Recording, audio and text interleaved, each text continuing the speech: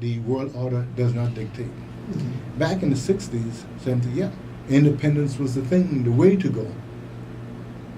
21st century, independence is not the way to go. Of course, there are fewer countries or territories out there that are not independent. And they're quick to say that we are a colony. I beg to differ. But that's a different story. Of course. A different time. Of course. We are not. We might be treated like one, but that doesn't mean that we are one. And if we are treated like one, it's because of us. We allow ourselves to be treated as such. Okay? Go back to what he said. I think St. Maarten, as a constituent state, at this point in time, is the best out of the out of both worlds. Why? Because we are part of the EU. And next, we also part of NAFTA, Caribbean Parity, two of the major economic blocs. You could not want anything better. In other words, we can effectively use our status as a part of the EU, overseas territory, as well as our location in the Caribbean, NAFTA, Caribbean Parity, and move goods and services between these two major blocs without those penalties and fees that other countries who are outside that, and effectively use that for our own sustainability. But we tend to ignore all of that. We don't pay this no attention. I mean, we are a small community. We can have a half of a percent and do well, because we are talking about billions of dollars of trade. So it's simple that we can be the envy of the whole Caribbean if we effectively use our position, as opposed to being subjective and saying, well, we want to be independent. You know, some years ago, I met a lady from in Washington area from Jamaica, and she turned to me, oh, yeah, you little small islands. I just looked at her, and she said, you guys are not independent, right? I said, no. So you're part of that Holland or what? I said, yeah. Mm-hmm. She said, well, why don't you guys go for independence? And casually turned to her and said, true, but what is it going to benefit us? It's going to put us in a better position? The answer is no. Look at St. Maarten today as part of the Netherlands or part of the kingdom. Where we at compared to Jamaica? And you look at the key indicators: unemployment, inflation, value of our currency. Say no more. Say no more. And these are things that people should be focused on. Don't get all involved in the subjective things that, why want to be a hero and you're a dead hero? Hello? And this is, I think, and I agree with Mr. Lake. Yeah, we should be independent. But at the end of the day, does the world order dictate or lean towards independence? No. So why we want to go in that direction? Mr. Romney, in your opinion, do you think that we have enough resources where we can stand independently as a country? Great. Can we gather enough revenue? Don't even have to think about it. The answer is no. So with all the tourism that we have here? The answer is no. We're not in a place. We do not have the, and I put it mildly, in one word, we do not have the capacity. Is that? And we, and like I said, people think there's nothing wrong with that. It is what it is. The focus should be on building that capacity. We just come off of 4 years of our parliament, new parliament. Look, take a close look and see how effective that parliament was. They have not passed any meaningful legislation for the social, political, economic development of St. Maarten. I mean, it is what it is. And I don't say this as to be, to downcry Parliament or to say anything negative about St. Maarten. I say this as, and I often tell a person, look, I don't have a dog in this fight. Neither do I wish to have one. I'm a professional, I'm a political analyst, I'm a scholar of comparative government and politics. That's what I do. You know, I am willing, have always been willing to work with anyone, irregardless of political affiliation. I do not have any political affiliation. What I have is a St.Maarten who was blessed with some St. Maarten taxpayers. I'm not to get taxpayers' money to go abroad and study. And I want to make that contribution. Unfortunately, I'm not received with arms wide open. However, that's not going to deter me. As you see, I come back to St. Maarten and I make my contributions. Yes. I make my contributions. No politician, and I can stand proud and say that, no politician, no political party ever contributed or asked or indicated in as any way had to shape or involve in my writings or whatever I do. I do solely Julio Romney. Period.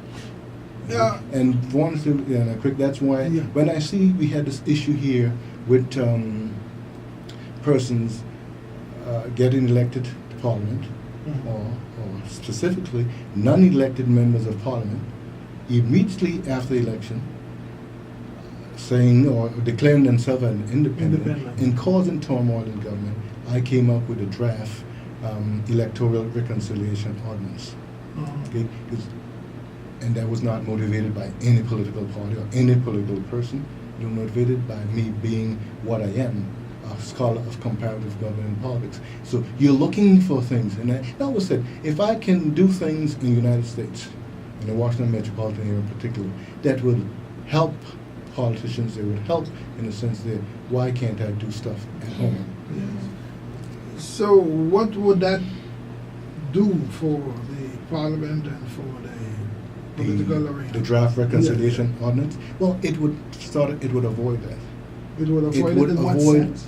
in the sense that it a person's right now, as you see, we had several times in the past, and we have seen now the threat of that a person said, well, this person is going to jump ship, whatever, join with the other political party and form government. Okay? It justifiably gives that seat, control of that seat, to the party that won that seat. You see, a person can say, well, I have the seat and I can do as I please with it. They forget to really put it in perspective.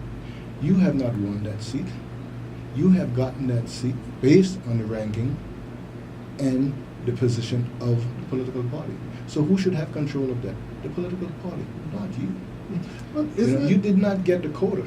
Isn't it true that in some levels of government in the United States that you would have Democrat going as an independent or a Republican operating on what level is that? That's true. You might find a Democrat at some point, or either way, one way or the other, that claim that said no, I'm no longer a registered Democrat, and he or she will go and register as a Republican, or they become an independent. Okay. Again, we're going to put that in perspective. Yes, please. We're talking about two separate systems of government. The United States is a presidential system where the executive body, or however, or even the legislative body, you are elected independently. A person elected to Congress does not get elected based on the support of the party. I mean, based on the support of the party, but on ideology. Ideology. Yeah. Not on votes. So the party doesn't get a number of votes and then give it. No. He identified himself. He said, well, like-minded persons here are Democrats, liberals. So I am going to join that party to have that party support. Or the other way around, I'm a conservative. I want to get that conservative approach to solving social problems. So I'll join the conservative party. In St. Maarten, we are a parliamentary system. Correct. Yeah. And again, nothing is wrong with the parliamentary system. Absolutely nothing. We say what a system. Nothing's wrong with the system. Is the players, their understanding, their attitude towards the system. So that being playing out on that particular arena there, you have your recommendations. How would that have worked out if they had brought it in? Well, if they bring it in, and I know, like I said, I'm going to do my best in order at some point to get it, part of St.Maarten Yeah. law. If it doesn't, it's not because I have not tried. And I've said there's no shame in trying and failing, but there's shame in not trying. Yes. And that's just my philosophy. Yes. Some could agree with that, And like I said, throughout my life, I have been on the side where you say, well, yeah, they were destined for failure. But because of my strong conviction, because of my hard desire, I have got over that. You have known, we went to school here in St.Maarten. What? They sent me to ATIO. They said I was not smart enough to go to Milo. Okay, check my credentials today, Yeah. and we can see, the rest is history. Destiny. You know what I mean? That's right. And because, you know what? It wasn't that I did not let them or whoever dictate who Julio Romney is. Yes, you know. yeah. I determine that myself. Like me or don't like me, Julio determines who Julio is. But going back to that little thing is, the draft ordinance then puts the seat in the hands of the person who got that seat. You've often heard him say that, I going into politics and the Constitution doesn't say anything about a political party. It talks about a candidate. I beg to strongly, not just differ, strongly differ. Number one, the Constitution doesn't say anything about that, period. It says it'll be left up or regulated by ordinance. See, people To tend do to do it. Yeah, people Do tend it. to do Yeah. things, subjectively, what they think would benefit them. You see, that's where, not to cut you across, but see, that's the same identical point that Mr. Lake is trying to point out. I keep coming back to that because we got to, in this particular time, understand exactly what our analysts are saying and what are they trying to tell us, and in order to direct the people. What he is saying, that the politicians are, in the St.Maarten English, ganging up on the people in knowing the facts that they should make ordinances to regulate these things, but because it gives them the opportunity to jump and become kangaroos, jump from one ship to the other, so they are not doing it. You see, so these are the issues that you are talking about, and these are the issues that Mr. Lake is talking about. So it seems to be, well, yes, you can almost say that there's a 619 going around somewhere, but not in so many words. But then somebody is messing up, because that the system of parliament is jeopardizing the stability of St.Maarten, but yet you do it. No, the system of parliament is not jeopardizing St.Maarten. If you say the players are, they are not doing, they don't have good understanding of nothing. I keep on saying nothing is wrong with the system. Nothing is wrong. Absolutely nothing is wrong with the nothing. system. It's a tried and proven system. Beautiful. I mean, it's used throughout the world. So what do you think? Go back to what I was saying, that right? It then puts that power back to the party. So if a person knows to themselves that you can't just take your seat and go, they'll tend to stick around. They did it this year, right? No, well, there was a threat of that. Yeah. A threat of that. And So what there's happened? another threat. What actually happened? Well, we don't know. We have to wait and see what happens. And there's another threat online too, which we're going to talk about that. Okay. And then you can see why this draft ordinance is so important. It's so important to pass it. Right?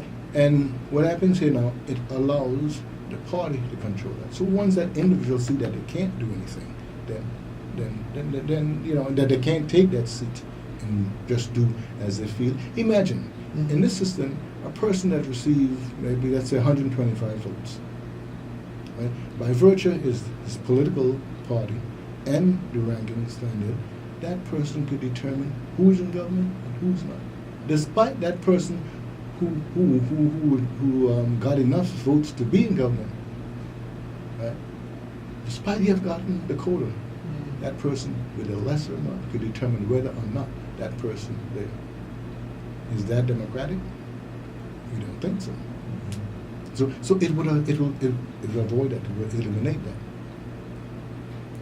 And then I guess the argument to that is that, well, I would then, if I can't get my way and the law said I have to stay, then I would just go now and whenever we get to Parliament, I'll vote against what my party said. I wouldn't go to Parliament. There again, the simple thing to that is we're talking about an organization, a political party. If you are part of a political party, you have to work as a team. So it all depends on, it goes back now to the leadership of the party. If you have an ineffective member of your party, what you going to do? Or in the case that you running this radio station, and you have an ineffective person in your on staff, what you going to do? You can't get rid of the person. You know, it's not about 15 or 23 individuals.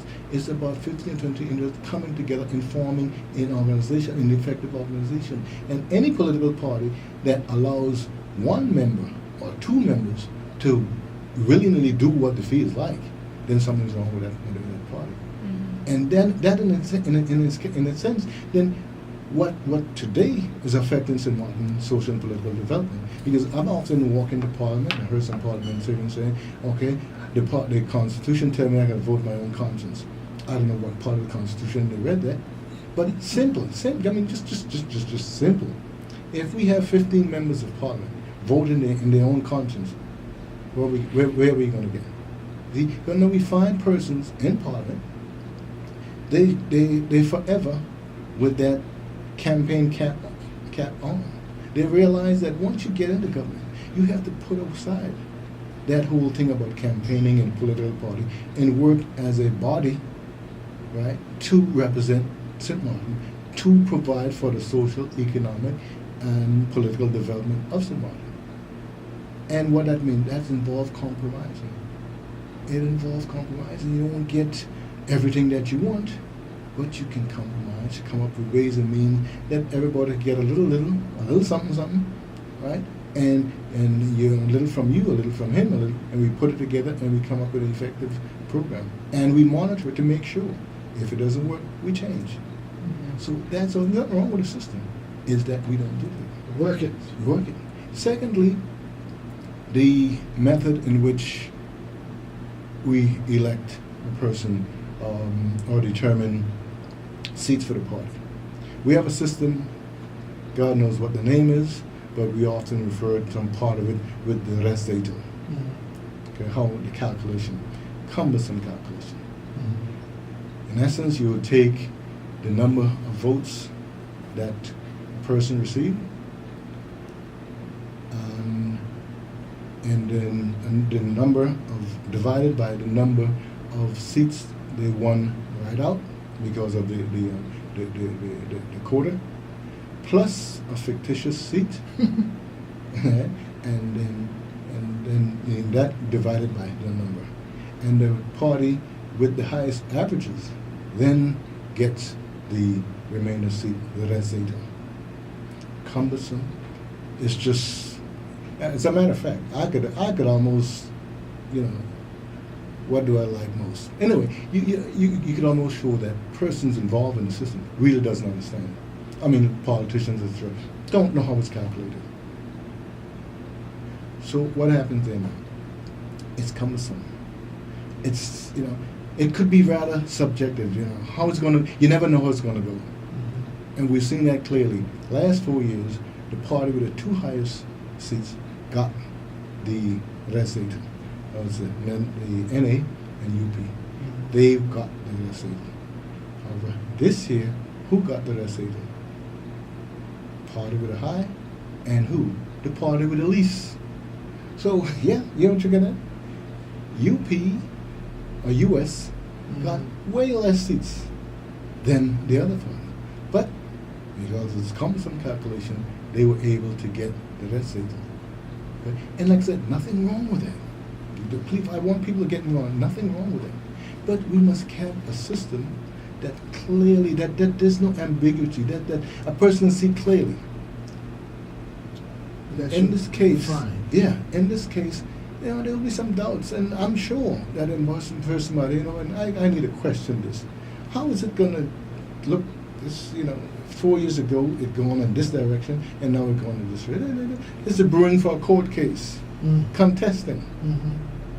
right? However, and what I propose in the draft electoral ordinance avoids all of that. It uses the hunt method. Oh, yes, Then you spoke again, about the hunt then again, method. it's not something that Julio concocted, in his bathroom. Because I said that because years ago I spent a lot of time in my bathroom doing my writing.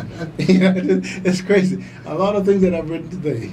Where I lived, my apartment, we had 2 bathrooms, half bathroom, and many times I sit in that half bathroom on the commode. Of course, it's closed down. Yes. Iron board and lay down, Concentrate. and I do a lot of writing. Yeah. I closed the door.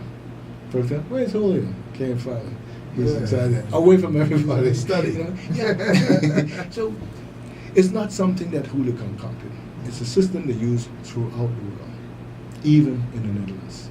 And this is important. If I or you or whoever run into someone from Timbuktu and you have a nice little political conversation and the person to you, what system of government you guys use or what system you use to determine who or which party gets into parliament? You can simply say the hunt method. Conversation clear. Yeah. Finish. If he knows that he would understand. He would understand. There's no long no. He knows. And I think this is important. We have to start acting and behaving and conducting ourselves as part of the greater world order. Not as some little insignificant island in the Caribbean. No, because we are not. And then you would say we could look into being country. There Because you that's go. how we do We it could use that internationally. there. Yes. So when Then you that use that time terminology. comes to be a country, we have had the experience. We know how to act. We know Yeah. how to behave. Yeah. Behave like a country. Yeah. Interesting. And like I said, and this system avoids that.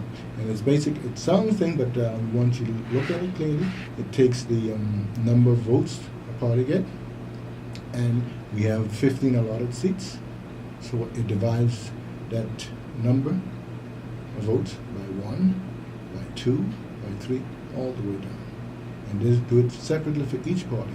And then we take the highest 15 averages and those persons that get a seat. Straight up. So there's no calculation for res zeta, there's no ambiguity. No, we can clearly see who have the highest, which parties maintains the highest averages throughout that calculation. It's interesting because what kind of res zetas are they getting anyway? Because if you did not get all 100 votes, then where are you going? So if once you get that 6 seats or 5 seats, whatever is there or whatever seats are left goes to you. Basically, that's what you say. Well, there's no seats left. Yes, because there's nothing. Because if there is 7 seats to be had, yeah. and you got 5.5, let's say about 5 or 6 seats, and then the others got their 4 seats and 3 seats and whatever outright. So then the rest Sato should be the other seat that is left that goes to you. But then those people that have not voted and the blank voters and those who protested their votes, what kind of representation do they get? Well, interesting. I've seen that, and during the election, they would call out the number of persons that did not vote or yes. put a blank vote or deface the ballot, and I feel sad for them. I feel sad for them because they want to protest. They have a problem, and a justifiable one. They feel they're not being represented, and they feel that government is going to do what they want to do. Which But they are. But they failed to, they failed to realize, because the fact that they did not vote Mm. allows government to do what they want to do, or don't address their issues. Okay? If I said I am not going to vote because government going to do what they want, right? So therefore I keep back my vote, I don't, or I defaced it. What happened? Just those persons that I don't want going to get into government. You know why? Because all their followers going to go to the poll and vote for them. So in essence, I am voting for them. So that can be our topic for tomorrow, God's willing. I guess you're busy. If you're not, you can come into the studio so we can continue on that note. Okay. Well, I can't promise that tomorrow I have some other. You have I'll some be other at a- engagement? Yeah, I'll be have a Okay. 9 o'clock appointment. Oh, you have another 9 o'clock. Well, then, if everything goes good, we're going to keep in contact, because that's going to be our point of discussion. Right now, we're going to wrap it up, Destiny. Yes. Radio listeners and televiewers, we'd like to thank you very much for listening to our program today. And of course, make sure you check us out Monday straight to Thursday for now on the morning show. Morning show airs from 9 a.m. until 10 a.m. It's an hour show. And you can always catch us on WTN Cable in Saba, Stacia, and on the French side, that's the northern side. Also check us out on TV Carib. All right, so we'd like to thank you on that note until tomorrow. Yeah, sure enough, and that's going to definitely do it for us. Continue writing, continue. You don't do it in the restroom anymore. No, I have my own little office now. Okay, and we will be standing by to join Parliament. And in the meantime, in between time, your book, how can someone get it? Like I said, they can get it from my person at this time, and they can give me a call at 522-8505. And a book entitled St.Maarten, Our Constituent State Constitutional Framework, providing a complete, illustrates a complete structure of St.Maarten post-1010, which includes not only the complete government from the king all the way down to our agencies and the charter and the constitution. Thank you so much, and we do look forward to having you back before you leave the island so that we can continue our discussion. Thank you all so much. I'll do my best to come back. Okay, In fact, I'll promise you that I'll come back and visit with you before I leave. Fantastic. Sounds good, Destiny. So that's going to do it for us this morning. Do join us again tomorrow, God's willing, for another session of the morning show. And we will be joining the Parliament momentarily. So stay tuned. Until then, you have yourself a wonderful, wonderful day. Okay, what is that? Yeah, good job. Informative, as always.